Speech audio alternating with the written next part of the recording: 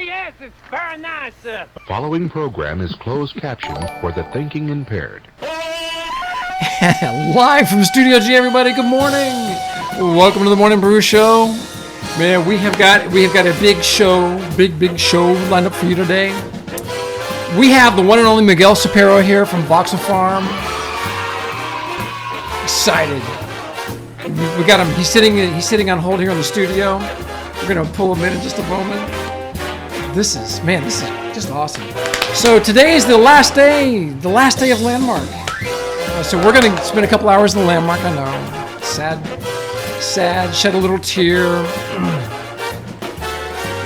Give it a little push, maybe. Luckily, though, the game will be live for many hours after we finish our show. It shuts down at 7 p.m. Eastern today. So, but man, life, and I'm excited. I don't know, have you guys seen the cool stuff that Miguel's been tweeting out? So much to talk about. So anyway, wow. And welcome everybody. Man, we got a full house here. Holy cow.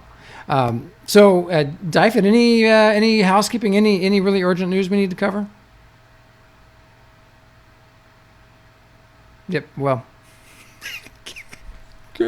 hold on. Wait. Just real quick. I did go to the zoo over the weekend, and we said goodbye to Bow Bow. That stinking bear is finally gone. That's all I can say. But got some cute pictures of it. But it's gone. There we go. Dyfed, I can hear you now.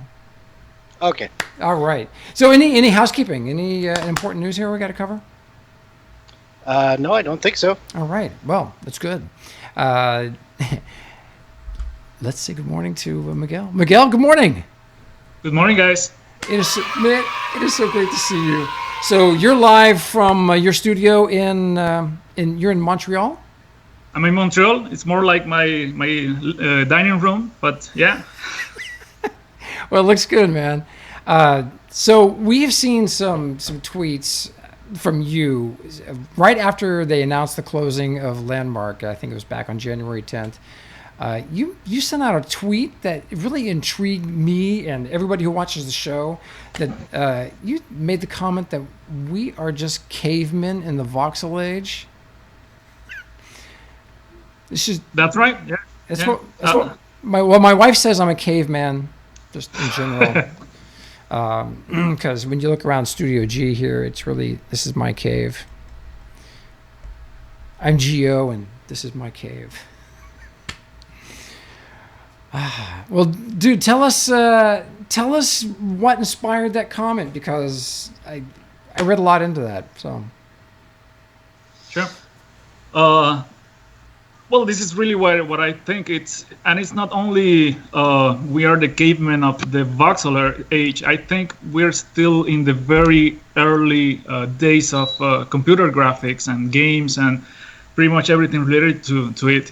If you want to have an idea of how backwards we still are, if you look at any AAA game out there, the best games you can play right now. They all they can run very, very fast. You can get like 60, 90 frames per second. But all this is based on the assumption that all the content, everything that you may experience in the game has been baked. So essentially, these are not dynamic environments. So there is a lot of time, a lot of energy that goes into producing this, that you don't have to go through it as a consumer. You don't have to wait until all these assets, all this stuff is baked, is created. But it does affect how you interact with this world, because essentially it means two different things, which to me are key. One is you cannot really modify the environment beyond whatever they allow you to do. So essentially this is now a static environment. And then the second issue you will find is what is built in. It's all that will ever be there. So essentially, if you want new content, if you want even players to come up with the new content to expand this world, it's there's no way. Essentially, it's not possible. So even if those products they seem fast and responsive, they're all built upon these assumptions. Those are worlds that you cannot change. They are immutable worlds. So it's to me, this is really backwards, right? And of course, this is the only way we can do it right now. So it's really the technology. It's we are limited by the hardware. So ideally, and this is Landmark was kind of a glimpse into this future, and so was EverQuest Next. This is like the holy grail of games and metaverses. Essentially, what you want is the ability to change whatever you want, to experience stuff that is, you don't care who created the stuff, it is just there. And you want immediate gratification, in the sense that if you destroy something, well, it should just destroy right there, right? When you do it, when you want it. So all those things are basically impossible right now. And if you look at the status quo of the hardware, I think it's beginning to change. It could take years. I don't know how long it's gonna take. I was telling you before that we may not live to see it, right? It may take another 50. Well, you guys maybe have another 50 years in you. But it may take a long time for this to happen. If I'm pickled. But once we get there, when we look back at the way games are currently built, people will feel sorry about us. You know, like when we look at people living without electricity or without a telephone or things like that. So we are really in the dark. Well, they feel that way about me already, but. So basically, we're living in the Pong years of voxel technology. Yeah. So I gotta stop you real quick. So what I got going on in the back of my head, well, a lot of things, but my burning question is, what was your first MMO? What was the first game that you just really got into, where you started thinking about this crap needs to be breakable? It's a good question. I think it was SimCity. You know, the first SimCity that was out there. Yeah. Because it was the feeling of a sandbox environment. Essentially, you started with the blank canvas, and then you got to see how this would grow, and essentially it would go in ways that you could not foresee. It was not all planned. There was another game, Populous. I remember the first one. I'm old, okay? So those are really old school games, and it was pretty much like that. So I don't think it takes a stretch of the mind just to hope for an environment that you can modify, because essentially this is what everybody wants. You know, everybody wants some kind of virtual reality where you can jack in and essentially you can modify everything, and everything has consequences. So this is the holy grail, and those things are kind of built into human nature. These are things we all want. Mm-hmm. So lately, what I've seen is you starting to integrate some really cool game engines into VoxelFarm. And so this takes me back to my first MMO was EverQuest, the original EverQuest, and I started playing in like March of 2000. And I can remember running around in the world thinking, boy, too bad this stuff isn't. Too bad you can't like permanently change anything. And of course, I had not really thought much about what it would take to do that sort of thing, which is why we didn't see it for another 12 years, 13 years. But you have put out some a little video here on Twitter that covers one of the latest coolest game engine that we've been seeing used in lots of our favorite games. We certainly see it used in Conan Exiles, in Ark, and it's the one from Epic Studios, which is Unreal 4 engine. And dude, this was, I don't know. I saw this, to see this kind of gameplay happening in your destructible world, it just lightens my heart. So I'm going to play this real quick. Here's a little clip this was, and I could only find this on your Twitter feed, but check it out, everybody.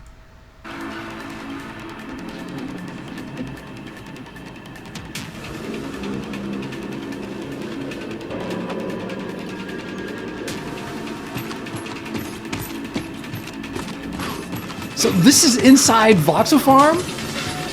So which video did you show? Because I cannot see the... Okay, so this is the one where you're doing the combat? Yeah, 2 people. Oh, okay, yeah. So this is the vanilla multiplayer project in Unreal.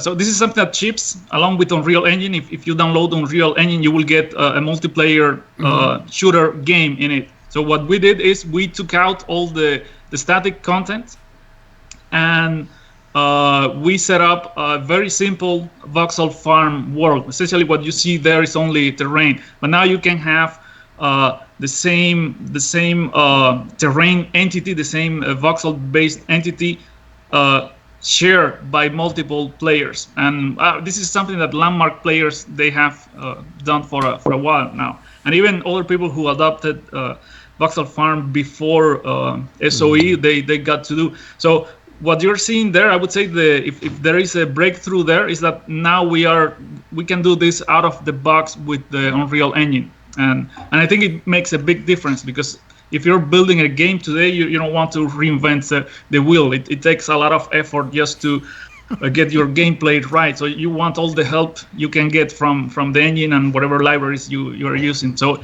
it was a big deal for us. This is something that everybody was asking for, but I would say it's not like a real big breakthrough. It's just cool stuff.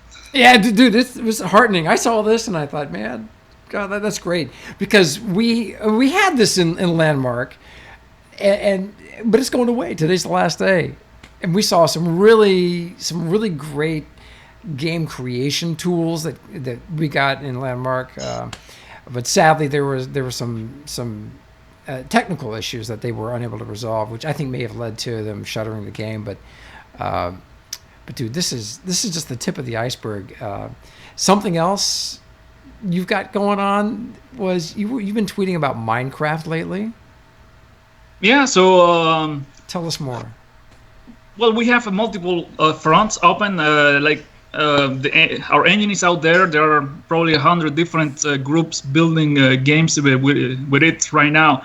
And we hear different things depending on what kind of project you are. So one thing that comes at us very frequently is they want to create some kind of environment that looks 8-bit, like kind of retro look. So it would save those people a lot of time if they were able to import levels they have already created into Minecraft. Essentially, they use Minecraft to prototype their environment. Yeah. But now they want to add gameplay to this environment, and they want to do this, let's say, in Unity or Unreal Engine. So there was a disconnect there. Because if you were using our technology, essentially it was kind of closed. You had to create the content from scratch inside our tools. So by importing a Minecraft world, you can get all this content very easily into your game. So there is a couple of groups that are doing this right now, and I think it's working for them very well. And it's kind of funny, because once we got into importing Minecraft worlds, we got to see like how big their voxels are. You know, the first time we did an import, our voxels were all tiny. You could not go through doors or anything. It was like we essentially had to scale everything up. So it's an idea of the possibilities you now have, because once you import this Minecraft world, you can continue to modify it, but now you have all this detail available to you. So essentially, you could go and add a sphere to it or subtract a sphere, and it would be a clean cut. You know, it's so you start with the big cubes, but you don't have to stay with them all the time. So I think that was a nice surprise. And this just opens up the world, because look, we love Minecraft. There's so many people from the Landmark realm, sphere, whatever you want to call it, play Minecraft, and we've got a Minecraft server run by Loved Madly for all the Landmark folks that want to get together in Minecraft and do stuff. And then we've got Jonas, who's working on his own project using VoxelFarm. And Jonas has been part of our show for a long time. And so he loves Minecraft. And when I saw this video clip that you posted on your Twitter feed, dude, I got really excited. So, well, it's coming soon. It's not yet released, but I think within a month or so, the Minecraft importer is going to be a standard feature. So, yeah, it's coming. Man, I'm going to take a look at the tweet that goes along with this. It says, a quick run over this imported Minecraft town of Voxel Studio, also showing voxel edits at the end. And then wow, dude. If you don't follow Miguel on Twitter, you should. And it's Miguel Cepero, Miguel Cepero. If you could drop his Twitter feed in the Twitch chat, that'd be cool. But here's another image. So what were some of the challenges that you were faced with being able to import Minecraft maps into VoxelFarm? Well, I think it was not a big deal. I actually did the project myself. So I think it took me around a night just to go over it. They have a file format which is kind of properly documented, and as long as you follow whatever the specification says, you are all right. I would say the challenge is in making sense of all the materials, because they have a bunch of materials, and since Minecraft has evolved not in a very ordered way, so there is a bit of a mess around the material IDs and things like that. But beyond that, it's pretty much straightforward. It's very well aligned. So if you look at how we partition the world in VoxelFarm and how a Minecraft world is made of, there is a lot of similarities. Looking at these different images you had associated with this one particular tweet, and it shows like a wire mesh. Right, and then the completed rendering is. What are these three stages here? There's this first one that's got a lot of weird lines in it.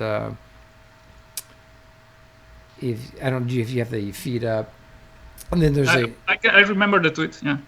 And then there's a second one that shows the world in mostly all in blocks. Is this the conversion from the Minecraft blocks to a voxel mesh?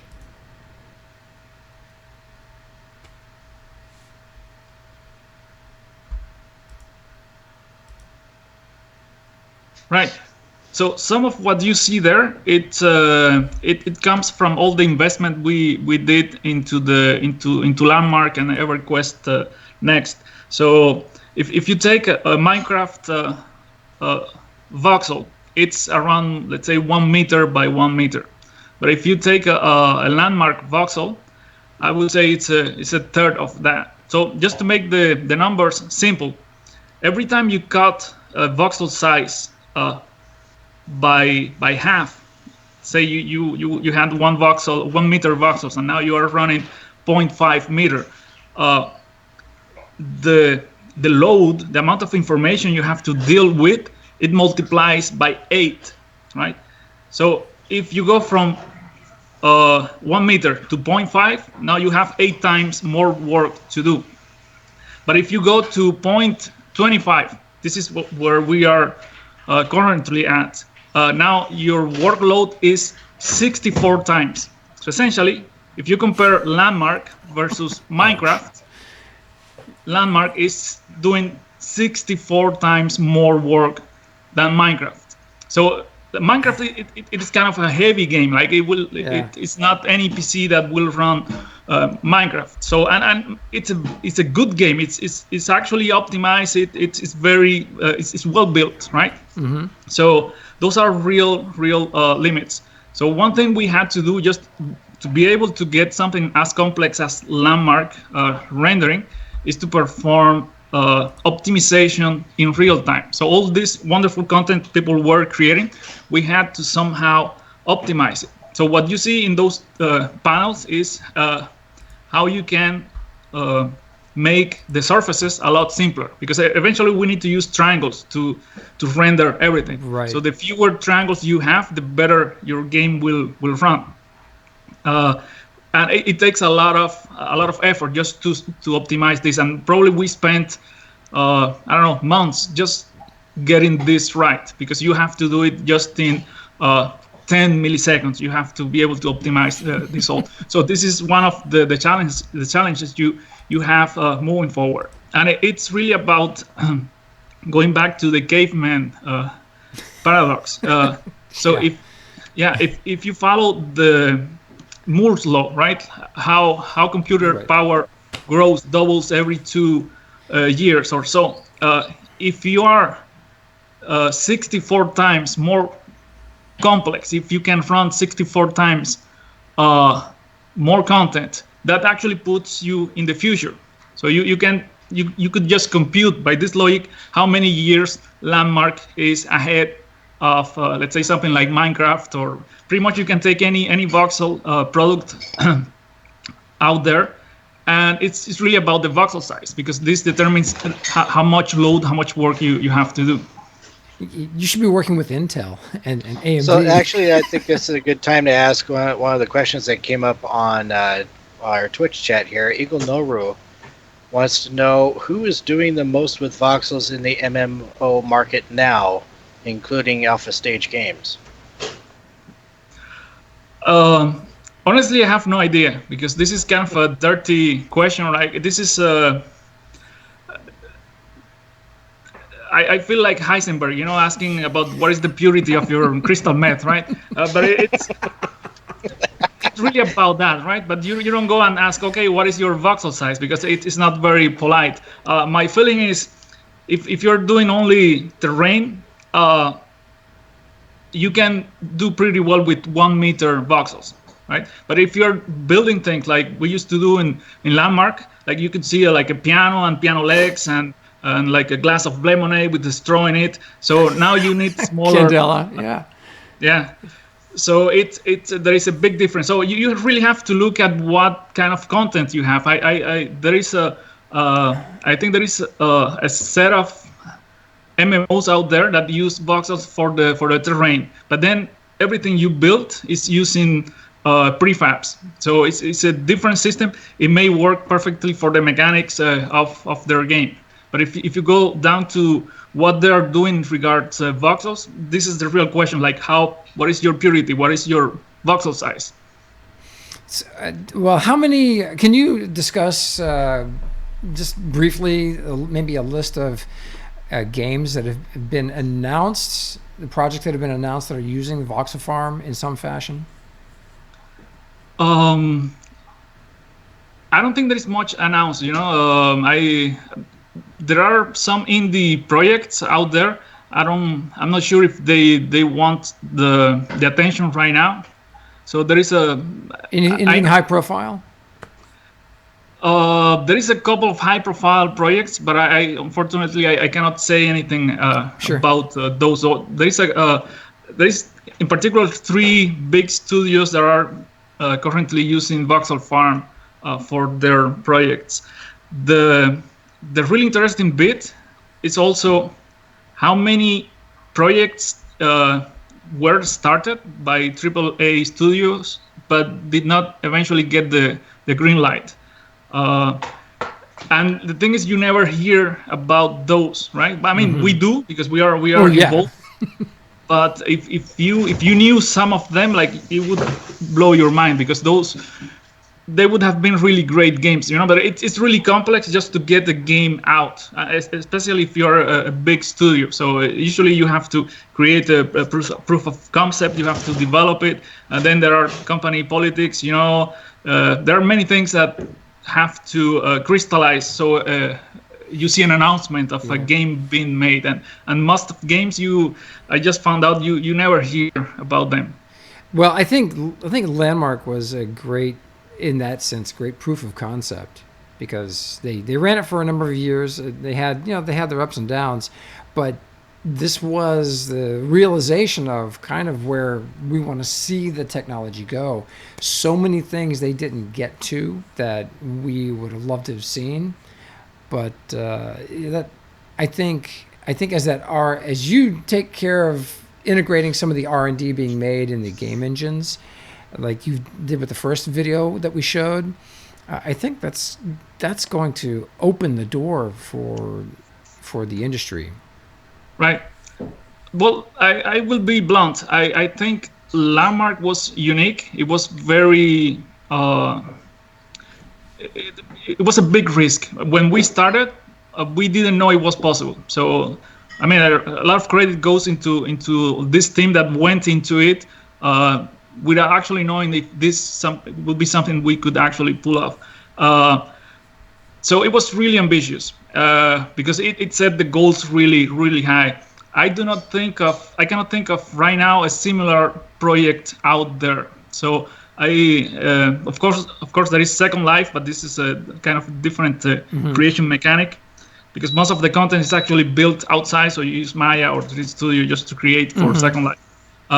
There is a project that is not using Voxel Farm. It's called High Fidelity. It's created by Philip Rosedale, I believe that's his name. He's one of the creators of Second Life. So that is kind of interesting. It's all virtual reality. It's all VR, and you're supposed to be able to create freely in this environment and experience content with a bunch of other people. Aside from that, I believe right now we are. Every technology has a curve where you see a first peak, like everybody discovers it and we are all excited.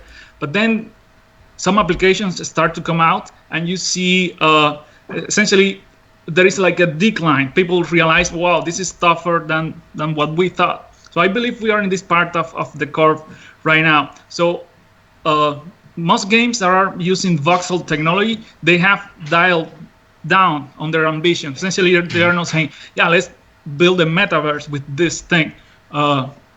They are focusing, let's say, on terrain, or let's use this for buildings, or let's just get the destruction aspect, but we will have pre-made assets, and so on and so on. So I would say we are back to a point where we're still experimenting and discovering how can we use the medium right now. But long term, I would say it's back to the Holy Grail. Essentially, you want something where everyone can create, everyone can destroy. Well, I've got a question for you. If you set aside Landmark, if you look at Landmark and just set aside, the financial aspects of it, how popular it was with gamers, and look at just the technological side of it, would you consider Landmark to have been a success? Absolutely. I mean, you don't have to be a technical person to know it, because essentially there is nothing like that out there. So there was nothing like that before it. There is nothing in the works right now that even comes close to it. So it's incredible technology, and we faced incredible risks. We didn't know it was possible at all, because you see games like, let's say, Minecraft, so where you can build, it's big boxes, and maybe you can build with just a few friends, right? Now, these guys, SOE, they took this idea and essentially they said, okay, what makes this problem hard? Okay, voxel sizes, so let's make them really small. So that made the problem a lot harder. But what else makes it very hard? Well, the number of players who need to experience this content. And they say, well, let's make it an MMO. So essentially you had the worst possible requirements for the technology. To start with. Very ambitious. You got to know Steve Klug quite well, didn't you? Of course, yeah. I love the guy. Yeah, we too. He's an amazing guy. Understanding what we know now about Voxel Farm and the technology, the underlying voxel technology, the concept itself, it's amazing that a project like Landmark was basically the first one out of the chute, because the target was way up here, and I remember the day that Steve introduced multi-threaded optimization to the game.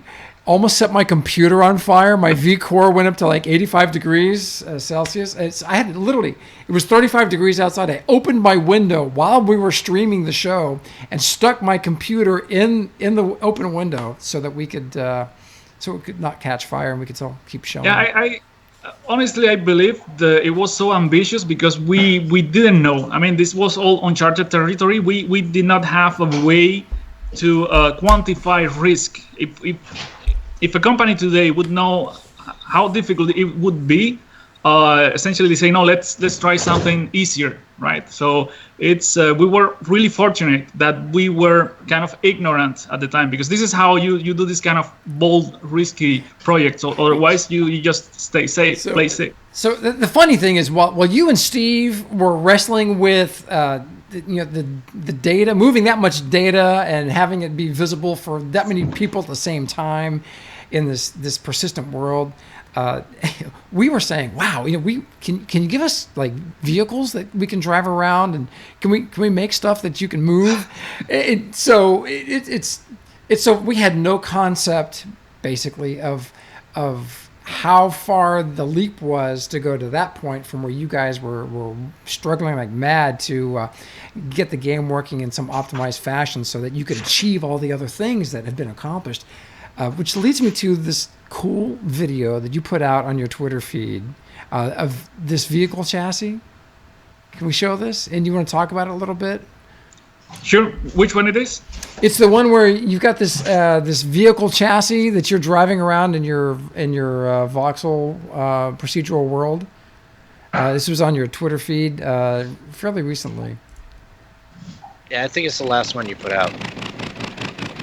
Okay, yeah. So what you're seeing there is again Unreal Engine. It comes with a bunch of prepackaged templates. And one of the templates it's a vehicle. So what you see there is our new VoxelFarm plugin for Unreal. Essentially, you can start the template in Unreal, and you can just drop VoxelFarm into it and link it to, let's say, any kind of world you have developed, and now you can drive over the world. So it was fun to do. This is so cool. I saw this. I saw this, and I was like, we have got to get Miguel on here. We've got to get him on here. Because this is what we wanted to do in Landmark. We talked about this nonstop ad nauseum. We wanted to have flying machines or vehicles.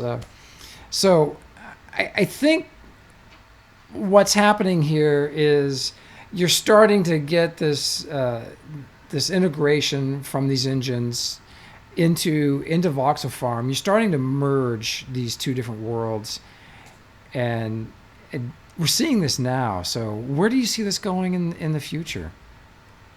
So you're right about that. It's what you're seeing is convergence between the traditional engines like Unity and Unreal and the new cool stuff we can do. It takes a lot of work. We have spent millions of dollars just in the integration with Unity and Unreal. So it's really expensive. It's really difficult because those engines are built to be static, so they are not built with dynamic world in mind. So you have to essentially wrestle the engine into doing what you want it to do. If you want to keep a high frame rate, you don't want hitches and things like that. I'm sorry, my cat is destroying the.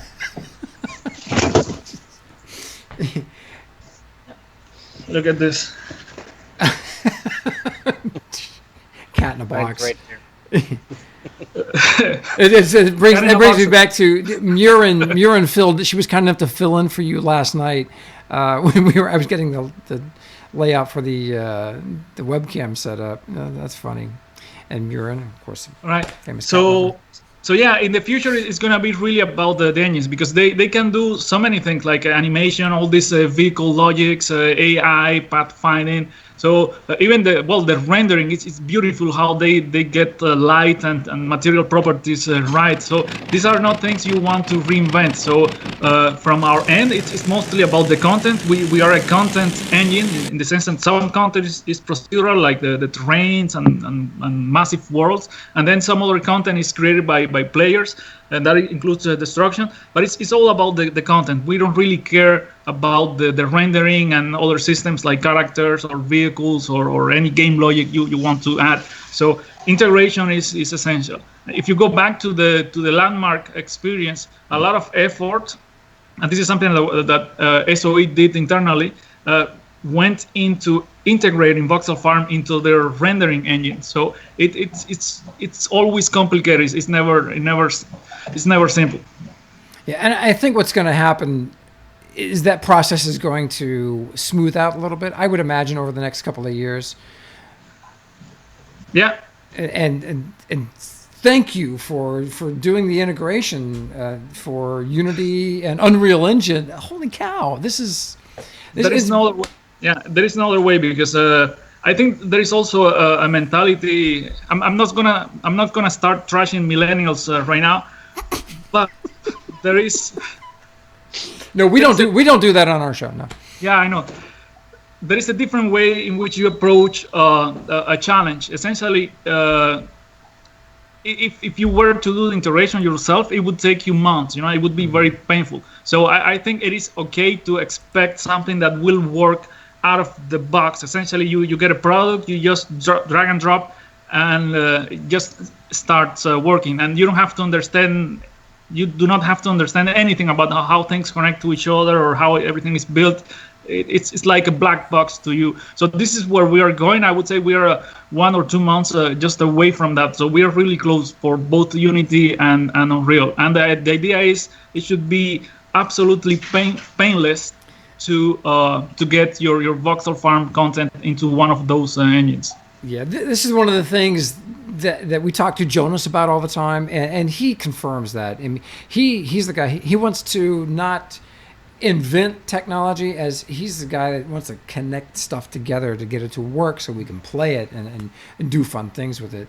I think one of the biggest thrills for me and for the folks that have helped produce the Morning Brew show for the last almost 3 years has been the fact that we were able to play in a world where players were creating the content.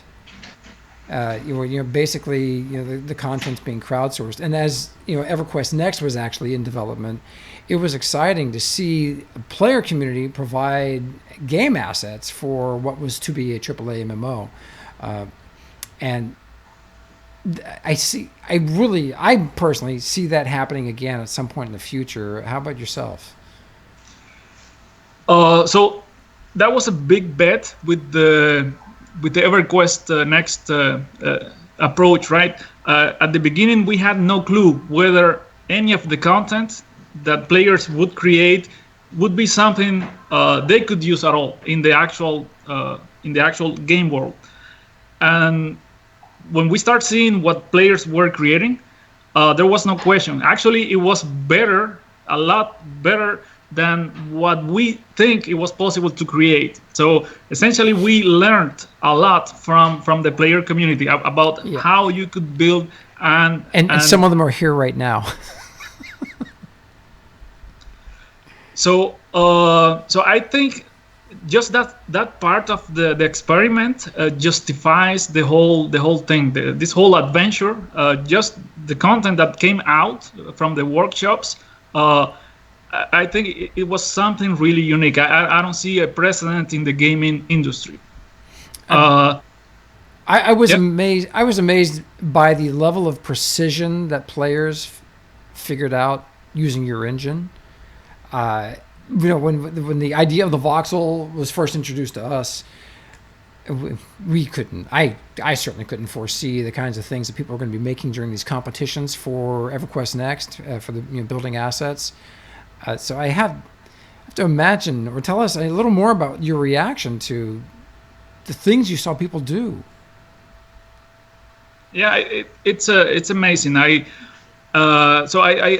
follow all these builders. I know their names. I know the stuff they do. I'm a big fan, and I'm really happy about being able just to see all this unfold. Honestly, I had no idea, and it's not a testament to the quality of the engine or anything like that. I think it's just their nature. They want to create. They are freaks. Somebody quote that, please. But it's beautiful stuff coming out. So I think this will come back in the future, because if you see the amount of content that was produced, it would be enough to populate this world. So I believe as game and entertainment in general becomes more democratic, meaning that more people participate, we will have entire experiences that are built by the same people who inhabit those environments. Maybe it's not a really big thing right now, but it's only gonna grow, and I do believe this will become a dominant aspect of the player experience in the future. We're playing some games now that don't use VoxelFarm, but they're latching onto the concept of having a world that you can do open building in, and we're seeing that done right now. Conan Exiles is an example. There seems to be a lack of optimization, or they haven't gotten around to optimization.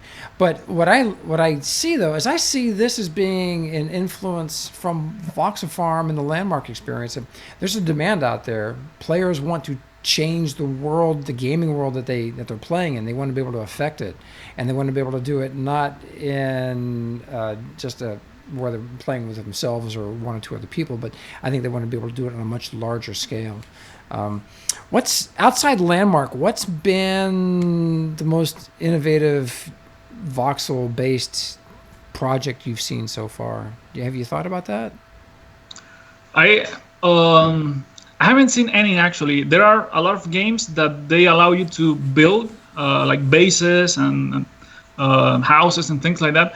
But this is all prop-based building. So even if you take Landmark, there were amazing things that were built out of just props. So that is one approach, and I'm not saying that voxels are superior to props. I actually do believe you need both, right? So, but for that very same reason, I would say that a game that allows you only to build using props, pre-configured assets, it's not really complete. It's not a complete set.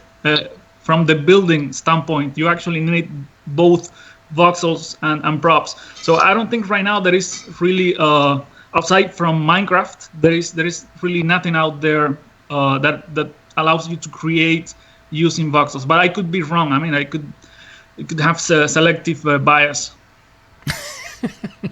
So you guys, I wouldn't know what that's like. No.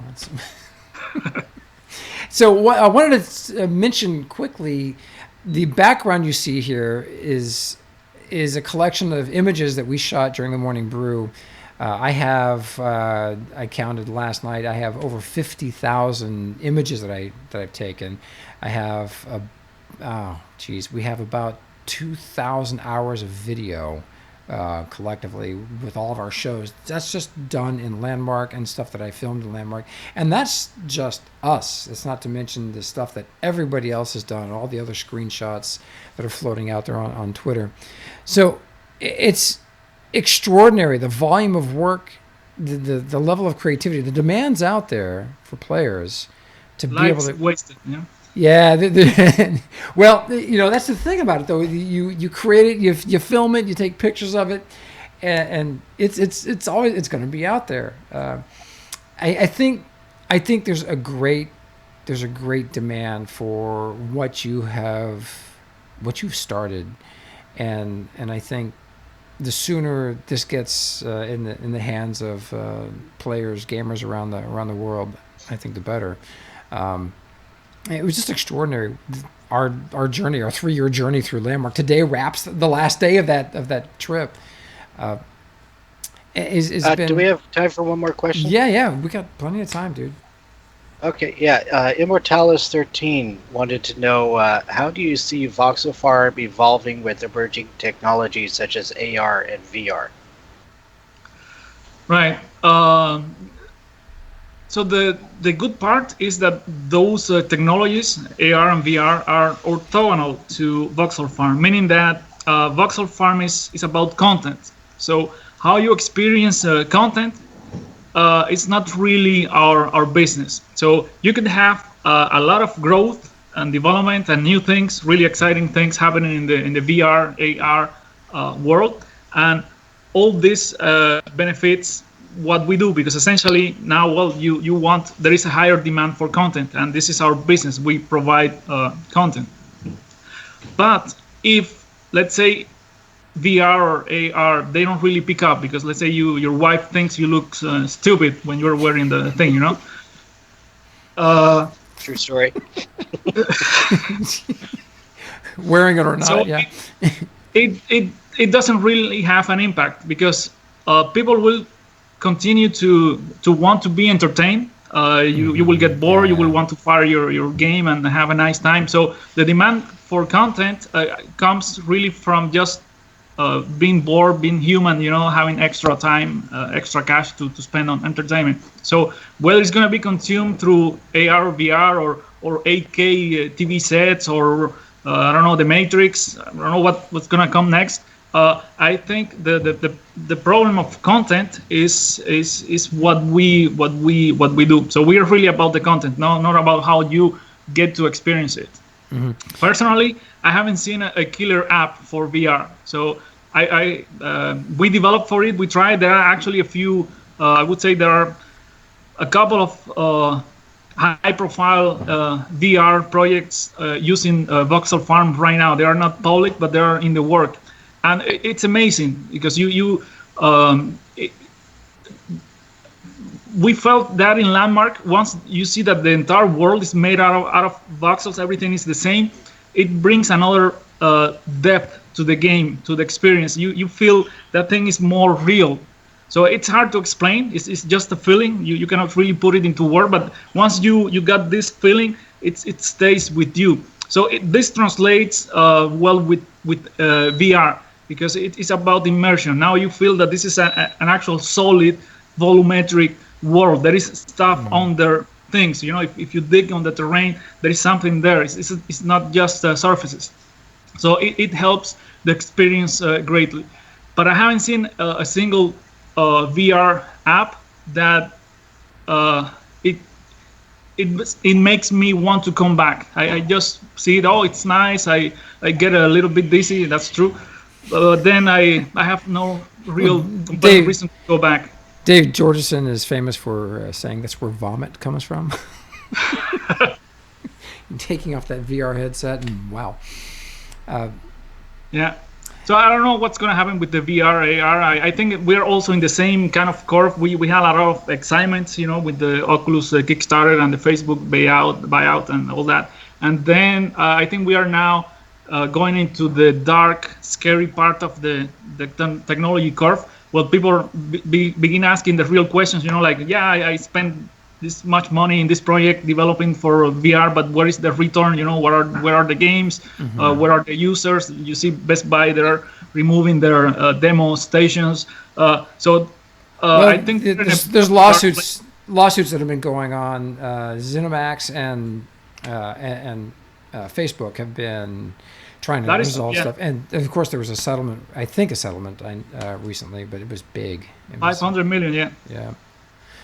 So even a thing like a lawsuit, it may be a good indicator, right? Because if a technology is hot, well, you would see a lot of players, and you will see disputes about the intellectual property. So I would say a lawsuit is an indication that things are going well for the industry. But I think overall, I haven't heard anyone saying, "Oh, you must try this game," but you have to try it in VR. That it's not there. There is no killer application. So it's kind of a solution looking for a problem at this point.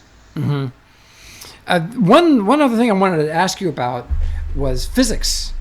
the introduction of physics into VoxelFarm, and how is that coming along, and where do you see this going? And So it's coming along great. This is one of the things we want to get right. Lucky for us, the main engines, Unity and Unreal, they had a very solid physics foundation. So essentially, we rely on those engines. We can compute some aspects of the physical world, but then when it comes to simulating the behavior of those objects, we just dispatch them to the engines. So it is a nice synergy between the different technologies.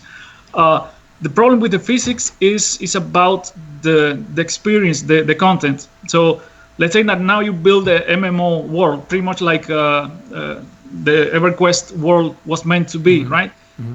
If you make things destructible, if there are physics involved, now you get gameplay mechanics you cannot really predict. So essentially, it's very hard to design a game like that. So I would say physics from the technology standpoint is something that is entirely doable. The real challenge is in how game designers incorporate the physics into their games, because once you open this door, everything can be destroyed, everything can be modified. Mm-hmm. It means a lot to how you design games. So this is the challenge. Yeah, I remember the demo that you showed at SOE Live 2014, where you're inside what looked like maybe a cathedral or something, and when you broke away the walls, the top of the building fell down. And I think from a gameplay perspective, that's got so much potential. But we're not seeing that yet in the gaming industry. Do you think computer technology, computing power, is going to be able to affect that within the next year or two, so that it can enter the game industry as a main style of gameplay? So, assuming there is a game design that can do physics. It can incorporate physics without breaking the game. Like you were saying, you still have the technical requirements. I don't think the current hardware can do massive simulation. So you can do something like destroying a cathedral or something like that. But let's say if now you're throwing an atomic bomb, the scale completely changes, right? And you may have small objects that they involve a massive scale as well, like let's say water or sand, right? So now let's say you have a bathtub, right, and you fill it up with water, and now you step back, let's say 200 meters, and you get the sniper rifle, and you make a hole into the bathtub. The challenges involved in making this work, they are really high. So I would say the hardware is not really today out there. Maybe you can involve, let's say, cloud processing into that, but you also have to pay for that. This is processing anyway, so it makes running your infrastructure a lot more expensive. So I don't see it happening anytime soon, where you have like really massive distributed physics, because it's way too expensive. So games will be selective about where they apply their physics, and this is going to continue, I would say, for another 5 to 10 years. What are some future applications you see for your technology?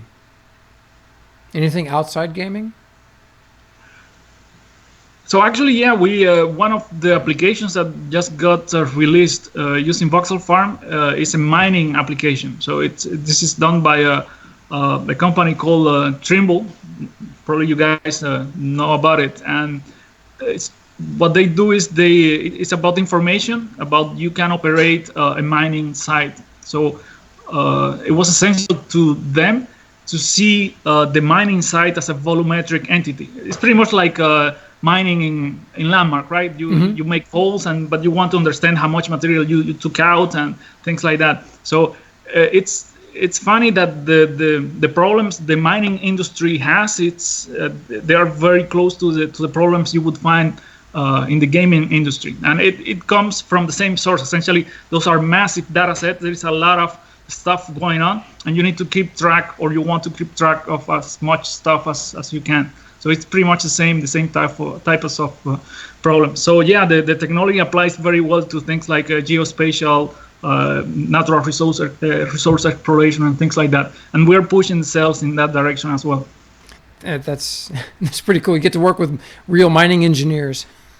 We do, yeah. They are cool people. They can recall more than one near-death experience. Like they say, "Oh, we were in this old rig, and then it caught fire," or "We were in this helicopter and it went down." So it's interesting lives. Yeah, I've got a best friend who lives or is from West Africa, and he went to Oxford, but he was a mining engineer, and he was dealing with a lot of spreadsheets and data tracking of all the stuff. He would find this fascinating, I'm sure. Any other applications that you see? I would say that's it. It's pretty much about content. We help you manage content. If you have a lot of content that you need to either produce or capture from real life, this is where we can help. So most applications so far has been in the geospatial and gaming industry. That's what we do. Like no websites or. Mm-hmm. I Well, wonder if it would help predict things that eventually, such as what we're seeing going on in California right now with the dam breaking.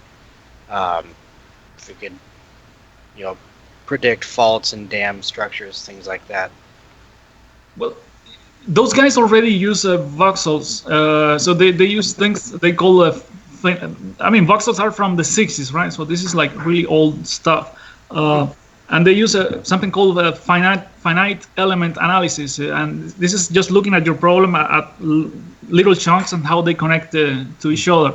So there is a lot of research done in that. And if you look at, like voxels are pretty much everywhere now. Like if you look at how special effects are done in most studio, like big budget movies, they involve the use of voxels. I think even in the Oscars last ceremony, one of the presenters said, "I will not tell you what a voxel is, but these guys, they really deserve one of these guys," and blah blah blah. So it's pretty much everywhere. I think it's just becoming more known because now you have games, and games are a mainstream product.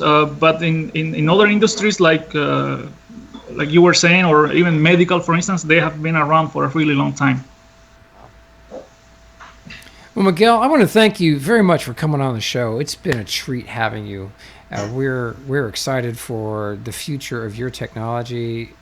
The tweets you've been sending out, the stuff on your website, makes us really hopeful that someone's going to take your technology and use it to make the next big blockbuster. And we hope that's around the corner soon. If any of these dev studios that want to work with VoxelFarm technology, or any aspiring developers want to work with it, what would you recommend to them? What would you say? What product of yours do they need to look at to get started? I'm sorry, I didn't hear the question. So, what product of yours would an indie developer, an up and coming developer, wants to work on a project, likes your technology, and wants to work with it to create something? Which of your products? I got your website up here. Which of your products would you recommend they start with? I think they should go for the indie version. It has a 30-day free trial. You just download it, use it for 30 days, and you have enough time to see if it's gonna work for your project or not.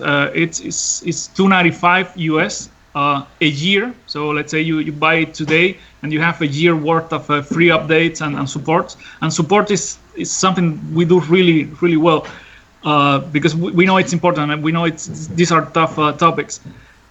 And then you have to pay again. You would pay again if you want to continue for the next year. But the thing is, most projects within a year, you're mostly done, right? So all the integration, all the heavy stuff, most likely you will do it within 1 year. So essentially, you get you would be able to create something like Landmark for less than 300 US. So I think it's a great offer. Wow. Can you talk really quickly about some of your other products here? Right. So the rationale is we have an engine that you need to integrate. Let's say you're building an application like a game. So you have to integrate with, let's say, Unity or Unreal. Or maybe you want to develop your game from scratch. But the thing is, you will need the VoxelFarm SDK. And there are two products that include the SDK, the Indie and the Pro. The difference is Pro is multi-platform. So if you're building for Android or Linux or things like that, you will need to use Pro because it includes the full source code. If you're not, you are okay with sticking with the indie. So once you get the indie, you can develop applications like games. Then there is another product, which is the Creator Suite. This is the Voxel Studio application.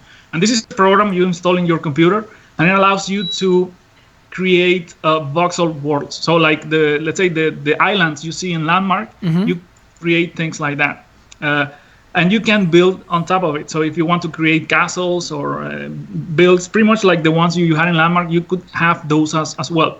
So let's say that you're building a game, right? You could get one indie license that will allow you to build the game and add characters to it and gameplay. And then you could have a bunch of people get the Creator license, the Voxel Studio application. And then those people would create the content that goes on top of your world. It's exciting. I encourage everybody who's interested in doing this kind of stuff to take a look at this if you haven't already, and then let us know what you do with it. We got a lot of people who just love creating. They love building a landmark, and it sounds like if they want to be able to keep those creative processes going, that the Voxel Studio might be a little bit of a gap filler for them until the next big title comes out. Yeah, absolutely. And the good news is whatever you create in Voxel Studio belongs to you. So this is not a closed. We can't come and tour it and blow it up. Yeah, but actually we have a cloud component. It's still under beta, but it's kind of multiplayer. So essentially you can see the world that somebody else has created. You can tour it. There is no cool avatars or anything like that. But you can view it. You can view it in 3D. Yeah, you view it. Yeah, and you can tour it, and you can even destroy it. You can add to it, right? So it's kind of a funny approach to content creation, but it's not a game. This is now we're talking about. Enjoying Microsoft Word, okay? So this is for creating content. This is fun stuff. The potential. Well, Miguel, again, I want to thank you so much for coming on the show, and we look forward to having you back regularly if you'll accept that offer. Yeah, that's fantastic. We see so much potential for this, and we're anxious to have something to replace Landmark. So get busy. There will be something for sure. Anything else you wanted to talk about VoxelFarm? I think I'm good. I wanted to thank you for inviting me. I am a big fan of the show. I think you guys got a format that was really working, and it may seem simple, but this is something very difficult to pull off. I think it owes a lot to the charisma and the personalities that are involved. I think you guys are really great. So I think you should keep doing whatever you're doing, because I really have enjoyed your show for many days. I would connect, I don't know, every morning, see what you guys are touring, see you getting lost in caves, and things like that. So it has been a lot of fun for me. So thank you for that. Oh, it's been fun, for sure.